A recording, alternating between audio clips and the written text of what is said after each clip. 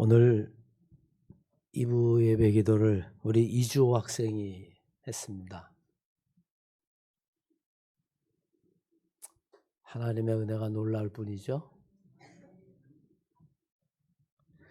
하나님이 늘 우리를 그렇게 지키실 줄로 믿습니다. 세상을 살면서 특별한 일이 일어나지 않을 때 보통 사람들은 그저 지나간 시간들의 경험이나 습관에 의해서 살아가죠. 어제 아무 일 없었으니 오늘도 아무 일 없을 거고 내일도 특별한 일이 없을 거다. 그렇게 하루 이틀 한 달 두 달 그렇게 오랜 세월을 지나다 보면 권태에 빠지기도 하고 이거는 아닌 것 같은데 좀 더 새로운 삶의 변화를 찾아야겠다라고 생각하며 새로운 일들도 만들어냅니다. 새로운 도전거리를 찾아 나서기도 하고 주어진 환경이나 상황을 바꾸면서 한번 살아보기도 하죠. 아마 이런 작은 시도가 여행일 겁니다. 그래서 더러는 제주도 한 달 살기 이런 일에 도전해 보기도 하죠. 왜? 권태나 아니면 일상에서 좀 벗어나면 새로운 삶에 활력이 생기지 않을까? 우리는 여행을 하면서 경험해 보지 못한 낯선 환경, 때로는 처음 만나는 사람들과의 만남, 그리고 전혀 예상하지 못한 일들이 벌어지면 그것과 싸우면서 대처하면서 자기의 새로운 모습을 발견하고 또 새로운 삶의 차원을 경험하기도 합니다. 그러나 아무리 긴 여행이라 할지라도 때가 되면 돌아가야 할 장소가 있고 그리고 한 달이든 두 달이든 석 달이든 돌아가야 할 시간이 있다면 그것만으로도 우리는 마음의 안심이 되고 위로가 되기도 하죠. 그러나 인생은 그렇게 짧은 여행 같은 것만은 결코 아닙니다. 우리가 상상할 수 없는 긴 여행이 바로 인생이고 그리고 한 번도 해본 적이 없는 여행하다 보면 여기는 예전에 갔던 곳이야 그런 것도 있겠지만 인생은 결코 두 번 살 수 없기 때문이죠. 오히려 때로는 살면서 강도를 만날 수도 있습니다. 주님이 말씀하신 선한 사마리아 사람들처럼 살면서 착하게 살아도 재앙을 경험하기도 하고요. 때로는 천재지변을 당하기도 합니다. 전혀 다른 차원의 인생이 벌어지고 마는 거죠. 이미 우리는 주변에서 수없이 많이 보지만 건강한 사람이 어느 날 갑자기 치유할 수 없는 불치의 병 그런 것들을 경험하기도 합니다. 사업을 잘 진행해 나가던 사람이 좋은 계획임에도 불구하고 갑자기 부도가 나서 순식간에 몰락하는 일도 주변에는 얼마든지 봅니다. 코로나 사태가 벌어지기 직전에 제가 아는 사람도 은퇴한 돈을 다 모아 야심차게 사업을 시작했는데 한 달도 안 돼서 코로나가 벌어지는 바람에 자기의 노후 자금을 다 날리는 정말 안타까운 일들을 경험하게 됩니다. 때로는 아주 오래 살았던 고향을 벗어나서 먼 곳으로 가서 정착하며 살아야 할 그런 일들도 우리에게는 벌어지죠. 이런 순간이 오면 정말 막막해집니다. 낯선 곳인데 설상가상으로 의지할 사람도 없고 고민은 깊어지고 누구에게 도움을 청한다고 하는 것도 쉽지 아니하고 이럴 경우가 되면 우리는 속으로 되뇌이죠. 이제 어떡하지? 이제 어떡하지? 여러분 그런 경험을 해보셨습니까? 이제 내 인생 어떡하지? 불안할수록 차라리 누군가가 결정해 주면 좋겠다라는 생각이 들 때도 있습니다. 그러면 나중에 책임을 나누어지거나 면할 수 있기 때문이죠. 네가 이렇게 하라고 그래서 했어. 책임져. 우리는 그렇게 말하기도 하죠. 하지만 살면서 이제 정말 어떡하나? 이제 어떡하지? 라고 이야기할 때가 아주 중요한 순간입니다. 왜냐하면 그때의 선택과 결정에 따라서 미래가 완전히 달라지기 때문입니다. 한남 3구역의 재개발의 상황이 멈칫하는 것 같다가 소송이 정리되면서 여러분 급물살을 타고 있죠. 지난 목요일 날 오후 8시에 우리 교회 로비에서 4교회 목사와 책임자들 그리고 조합장과 책임자들, 이사들이 다 모여서 문구 하나하나를 가지고 일일이 합의문을 읽어가면서 4개의 교회가 드디어 합의에 도달했습니다. 아마 그것을 번복하기는 어려울 겁니다. 이사회를 통과했고 이제 8월에 대의원회의 그리고 8월 말에 총회를 통과하면 그 합의는 진행이 될 겁니다. 이제 정말로 이사 가야 할 날이 몇 달도 남지 않았습니다. 우리 교인들이 많이 이주를 했습니다만 아직도 우리는 수십여 가정이 이주를 해야 하고 그리고 교회도 이주를 해야만 합니다. 저도 이주민이에요. 저도 이사 가야 됩니다. 뭐 저라고 여기에서 천년만년 사는 거 아닙니다. 어디로 가야 할까? 이제 어떡하지? 새벽기도가 끝나면 이 한남동을 구석구석 골목골목을 다 뒤지며 한 주간 동안 내 입에서 그저 나온 이야기가 이제 어떡하지? 라고 하는 이야기입니다. 합의가 염려했는데 산을 하나 넘으니 이제 우리에게 또 하나의 숙제, 산이 기다리고 있는 거죠. 어디로 가나? 물론 여러분 갈 곳은 아직 결정되지 않았고 갈 곳은 알 수 없습니다. 사실 이것은 장소의 문제일 뿐입니다. 어디로 가든 적응하며 살면 돼요. 주어진 환경대로 우리는 견뎌낼 거고 적응할 겁니다. 더 중요한 것은 마음의 문제입니다. 이제 어떡하나? 우리가 오늘 본문 말씀 히브리서 11장 1절로 3절까지의 말씀만 읽었습니다만 8절까지 쭉 읽어 내려가다 보면 히브리서 11장 8절에 이런 말씀이 있습니다. 믿음으로 아브라함은 부르심을 받았을 때에 순종하여 장래의 유업으로 받을 땅에 나갈 새에 갈 바를 알지 못하고 나아갔으며 라고 이야기합니다. 갈 바를 알지 못했다. 이것이 정말 여러분 가야 할 장소를 말하는 것일까요? 걸음을 띄웠는데 목적지가 없이 걸음을 띄울 수 있습니까? 저도 새벽기도 끝나고 이 근처를 다닐 때에 목적지가 없이 나가요. 하지만 목적지는 있습니다. 왔던 자리로 돌아오는 거예요. 목적지가 없는 것 같지만 사실은 목적지가 있습니다.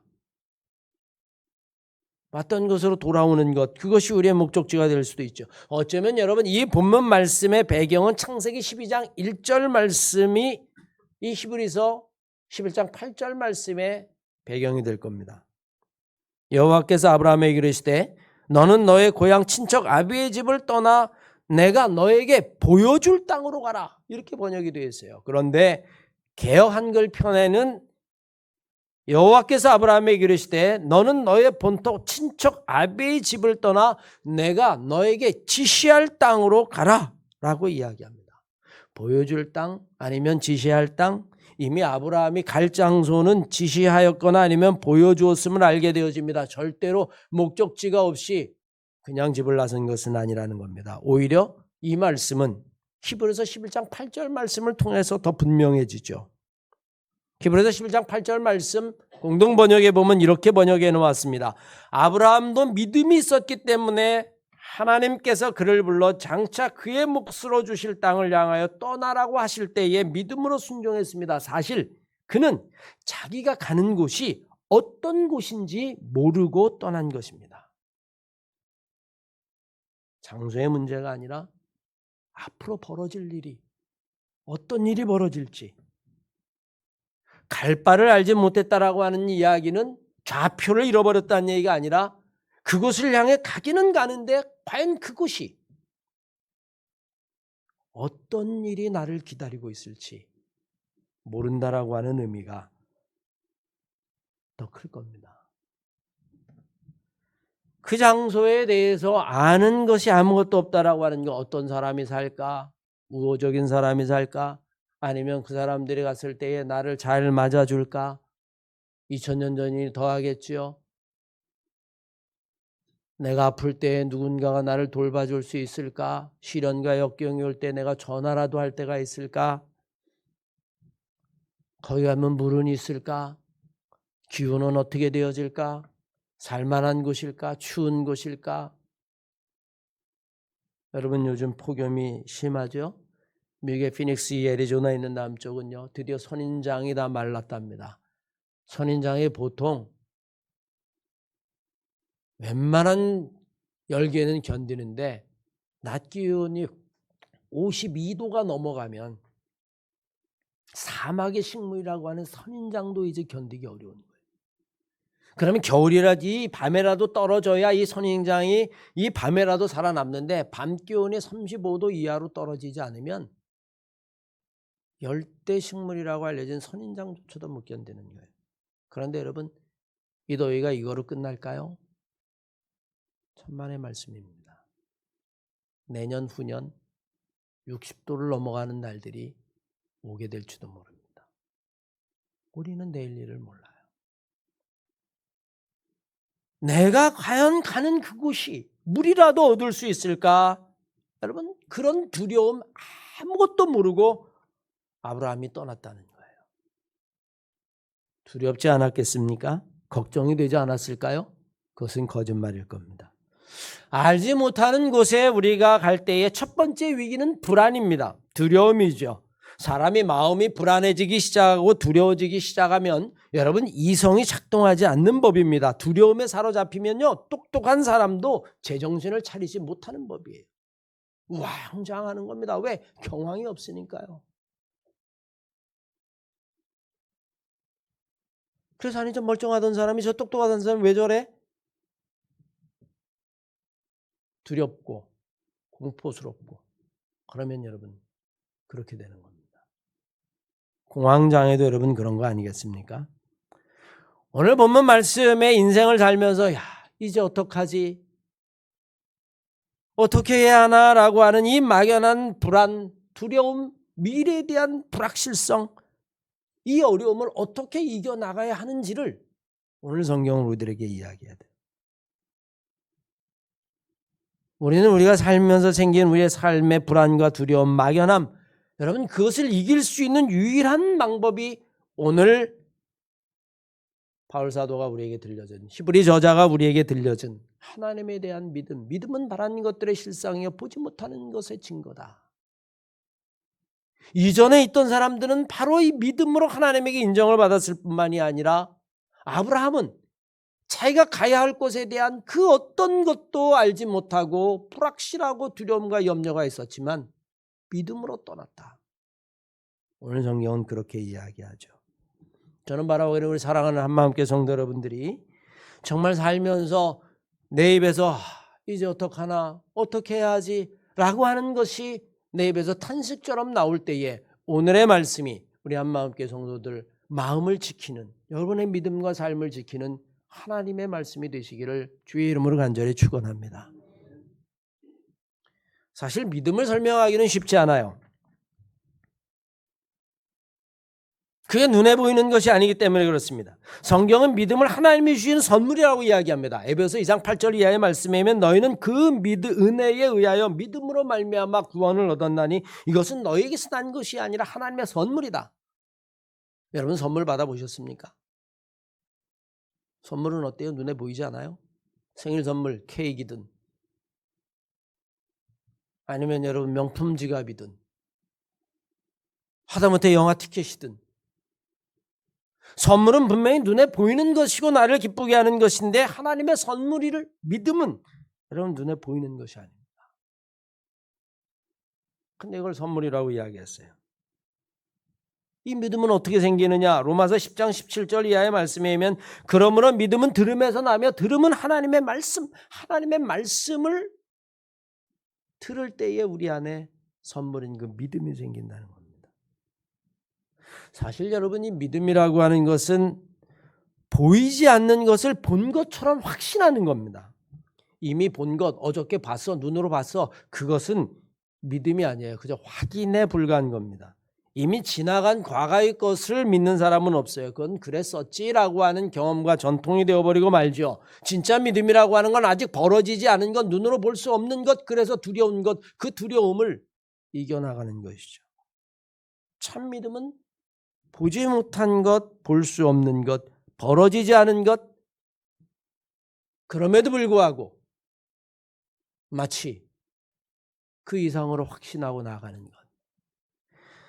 사실 여러분 우리가 사는 삶을 감안해 보면 믿음이 없이는 살 수 없는 것들이 많죠. 확률의 믿음이라는 것도 있습니다. 제가 이번 안식일 때 비행기를 여러 번 탔어요. 돌아올 때에 워싱턴에서 비행기를 타고 앵커리지를 경유해 가지고 돌아올 때에 제 머릿속에 든 생각이 뭔지 아십니까? 예전에 여기서 칼기가 러시아가 쏜 미사일에 추락해서 다 죽었는데, 우크라이나하고 전쟁이 벌어지는데 또 이거 오인해 가지고 쏘면 여기 있는 사람이 전부 다 불의의 객이 되겠구나. 여러분, 안 일어나라는 법이 있습니까? 이미 한번 벌어졌던 일인데요. 차를 많이 타기도 했습니다. 제가 아는 목사님은 딸 결혼식에 미국에 와서 결혼식을 참석했다가 리허설을 하고 돌아가다가 트럭에 받쳐가지고 차가 전복됐는데 목을 다치는 바람에 평생 불구가 됐어요. 저에게라고 여러분 그런 일이 벌어지지 말라는 법이 있습니까? 그런데도 저는 차를 쥐어장창 탔습니다. 왜? 그런 확률은 1000분의 1, 10,000분의 1, 1,000,000분의 1이니까 나에게는 벌어지지 않을 것이다. 그럼 믿고 타는 거예요. 여러분, 만약에 이게 나에게도 꼭 벌어질 것이다 라고 하는 생각이 있다면 차 못 탈 겁니다. 비행기 못 탈 겁니다. 우리는 여러분 살면서 이런 확률의 믿음도 있어요. 그래서 우리는 차를 타고 비행기를 타는 겁니다. 살아가면서 우리는 인간적인 믿음도 갖게 되어지죠. 만나는 사람이 다 좋은 사람일 것이고 나와 같을 것이라고 하는 믿음을 가지고 사람을 만납니다. 그게 안 되면 어때요? 의심하죠. 저 사람이 나에게 밥을 사줬네. 왜 사줬을까? 뭘 바라는 걸까? 믿을 수 없네. 이런 의심이 깊어지면 아내도 못 믿죠. 의처증이 되고 의부증이 되고 매일 여러분 싸우게 되는 거고 결국에는 살인하게 되는 겁니다.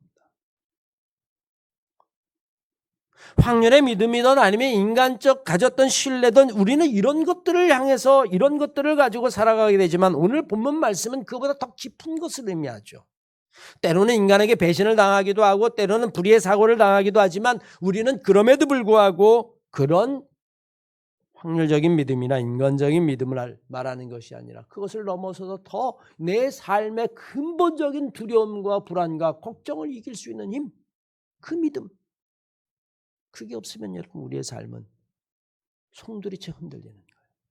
저는 바라오네 우리 사랑하는 한마음교회 성도 여러분들이 오늘 히브리서 11장 1절로 3절까지의 말씀처럼 어떤 순간에도 하나님 주시는 믿음 가운데 거하시는 그런 복을 누리시기를 주의 이름으로 간절히 축원합니다. 내 앞에 어떤 일이 벌어질지 몰라. 가라고 해서 가지만 그곳에 재앙이 있을지, 나를 해하는 사람이 기다리고 있을지, 그게 호랑이의 굴일지 비록 모르지만 나는 믿음으로 떠난다. 아브라함이 그랬다는 거죠. 여러분이 믿음이라고 하는 것은 하나님을 보는 눈입니다. 믿음은 바라는 것들의 실상이요 보지 못하는 것의 증거라고 이야기를 합니다. 보지 못하는 것의 증거라. 여러분, 바라는 것들의 실상이다. 성경은 그렇게 번역해 놓았는데 헬라어로는 히포스타스라고 하는 단어를 써서 실체라고 하는 이야기입니다. 실체, 본질이라고 하는 번역도 가능하죠. 하나님이라고 하는 실체를 볼 수 있는 것은 오직 하나, 믿음밖에 없다라고 하는 이야기입니다. 사실 우리는 세상을 살면서 우리의 눈으로 보이는 것보다 보지 못하는 것이 훨씬 많아요. 코로나 바이러스 여러분 눈에 보이십니까? 보지 못하죠. 그게 안개처럼이라도 보였다면 여러분 다 피해 갔을 겁니다. 안 보여요. 없습니까? 있죠. 현미경으로 보면 분명히 바이러스가 있습니다. 변이하는 것까지 다 잡아냅니다. 우리는 저 우주의 달, 별, 수금지와 목도 천해명, 명왕성 여러분 어떻게 다 봅니까? 다 보이십니까? 다 보입니다. 우리의 눈으로는 보이지 않지만 천체만환경으로 보죠. 우리는 인간의 마음은 무엇으로 봅니까? 현미경으로도 안 되고 천체만환경으로도 안 되는 인간의 마음은 뭐로 봐요? 마음으로 봅니다. 마음은 마음으로 보는 거예요. 손 한 번만 꽉 붙잡아줘도 아, 저 사람이 나를 생각하고 있구나. 내가 힘들어할 때 와서 어깨 한번 꽉 잡아주고 힘내. 아, 이 사람이 나를 위로하고 사랑하고 있구나. 마음은 마음으로 보는 겁니다. 부모는 자식을 바라볼 때 사랑의 눈으로 바라봅니다. 그래서 내 자식이 가장 아름다워 보이고 가장 똑똑해 보이는 거예요. 마찬가지입니다. 하나님은 뭐로 볼까요? 현미경으로, 아니면 여러분 천체만환경으로 보는 것이 아닙니다. 하나님을 볼 수 있는 것은 오직 믿음밖에 없습니다. 그래서 믿음은 바라는 것들의 실체다라고 이야기합니다. 하나님을 볼 수 있는 것이란 이야기죠. 믿음이 없이는 절대로 하나님을 볼 수도 없고 하나님에게 나아갈 수도 없다라고 하는 사실이에요. 그 이야기는 우리의 삶에 벌어지는 미래에 대한 두려움을 이길 수 있는 방법은 오직 하나님을 볼 수 있는 믿음, 하나님을 믿는 믿음, 그것 외에는 없다는 거예요. 오래 자란 한마음교회 성도 여러분들이 하나님을 볼 수 있는 믿음을 가지시기를 주의 이름으로 간절히 축원합니다. 바이러스, 우주, 미세 세계도, 마이크로 세계도 좋고요, 미크로 세계도 좋습니다. 거대 세계도 좋고 정밀한 세계도 좋아요. 인간 사이에 있는 마음을 볼 수 있는 것도 좋습니다. 그러나 여러분이 정말 인생을 살아갈 때에 미래에 대한 불안과 두려움을 이길 수 있는 유일한 방법은 믿음의 눈으로 하나님을 보는 거예요. 우리가 믿음의 눈으로 하나님을 바라볼 때 하나님 역시 우리 안에 있는 믿음을 본다라고 하는 사실입니다. 2절 이하의 말씀에 선진들이 이로써 증거를 얻었느니라 이렇게 번역해 놓으니 여러분 우리가 무슨 뜻인지 모르죠. 좀 쉽게 공동 번역으로 보면 예전의 사람들도 이 믿음으로 하나님께 인정을 받았던 것입니다. 여러분 이렇게 번역하는 것이 훨씬 쉽습니다.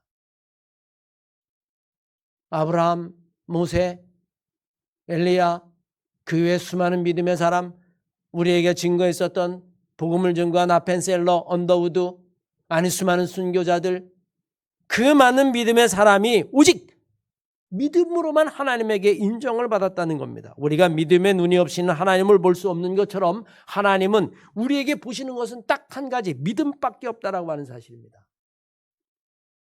하나님이 우리의 외모, 그건 여러분 사람이 보는 거예요. 하나님이 우리가 가진 소유와 재산, 집안, 여러분 그것은 사람들이 볼 뿐입니다. 하나님이 우리에게 가진 재물이나 아니면 우리의 가문이나 하나님이 그것에 관심이 있을 것 같습니까? 이미 사무엘상 16장 7절 이하의 말씀에 있으면 하나님이 이렇게 말씀하시죠. 여호와께서 사무엘에게 이르시되 그의 용모와 키를 보지 마라. 나는 그것들을 보지 않는다. 내가 보는 것은 사람과 같이 보는 것이 아니다. 사람들은 외모와 겉으로 드러난 것을 보지만 나는 그 사람의 마음, 그 사람 안에 있는 중심, 나는 그 사람의 믿음을 본다. 수많은 병자들이 주님에게 왔어요. 주님이 그들을 다 고쳤을 때, 야, 네 정성이, 여러분, 네가 가진 배경이, 네가 가진 상황이 그렇게 말씀하지 않으셨습니다. 내 믿음이 너를 고쳤다. 오직 하나님은 믿음을 보시죠. 우리가 믿음의 눈으로 하나님을 보고 하나님이 우리의 믿음을 본다면 우리는 당연히 그 믿음을 통해서 하나님이 나와 함께 하심을 믿게 되어집니다. 하나님이 아브라함에게 함께 했던 것처럼 하나님이 수많은 믿음의 사람들 그들과 함께 했던 것처럼 하나님이 여러분과 함께하고 우리 교회와 함께하고 그리고 미래에도 지금까지 도우셨던 것처럼 우리 교회를 도우시고 인도하실 줄로 믿습니다. 3절 이하의 말씀에 믿음으로 모든 세계 하나님의 말씀으로 지어진 줄 우리가 아나니 보이는 것은 나타난 것으로 말미암아 된 것이 아니다 라고 이야기합니다. 세상의 모든 것의 근원으로서의 하나님, 모든 것을 섭리하신 하나님, 그것을 믿는 것이죠.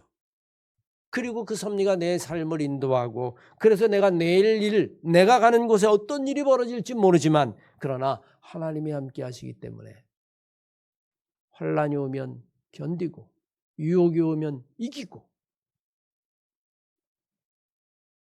하나님이 내게 원하시는 것이 있으면 내 믿음으로 그것을 보여드리고 단순히 여러분 어디로 가나라고 하는 이야기 장소의 문제가 아닙니다.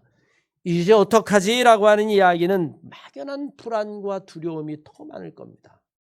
갈 곳을 찾아보면 왜 없겠습니까? 더한 곳에서도 예배를 시작했는데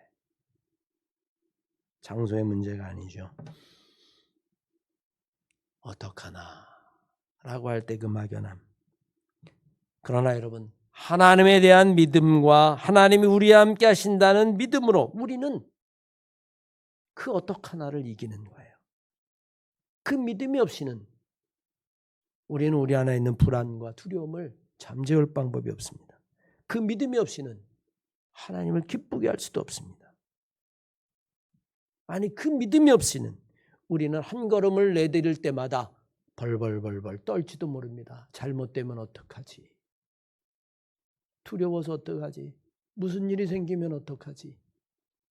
그건 여러분 결코 하나님이 원하는 삶이 아니에요.